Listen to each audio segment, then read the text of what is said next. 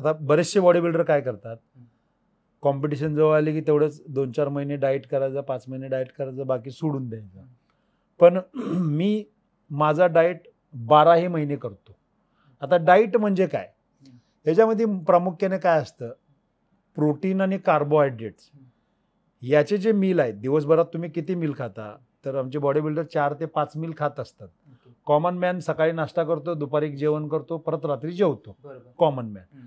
तर common man सारखं खाल्लं तर कॉमन राहणार. तुम्ही बॉडी बिल्डर सारखे 5 ते 6 मील खाल तर तुम्ही बॉडी बिल्डर होणार.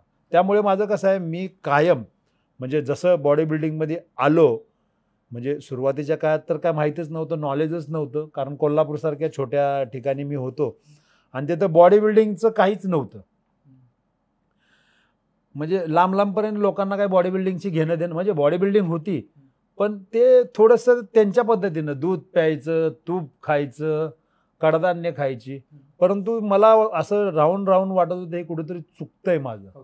तर त्यानंतर मी थोडा कोल्हापूरच्या बाहेर पडून मी जरा इकडून तिकडून बरीच माहिती जेव्हा घेतली तेव्हा मला समजले की नाही, आपल्याला बॉइल्ड एग खावे लागतात, बॉइल्ड चिकन खावं लागतं.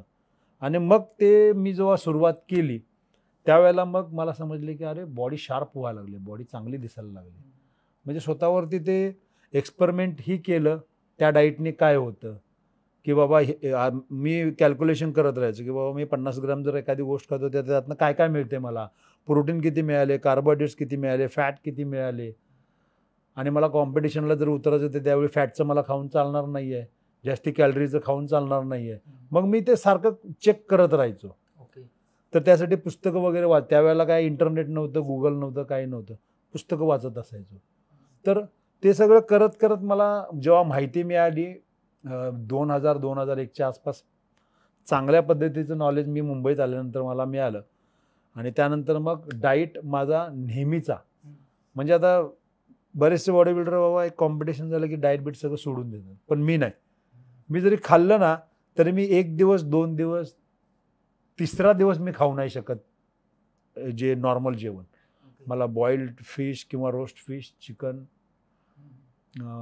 एग्स, ओट्स, मला माझा जो डाईट आहे तोच मला खायची इच्छा होते आणि मी ते मेंटेन करतो.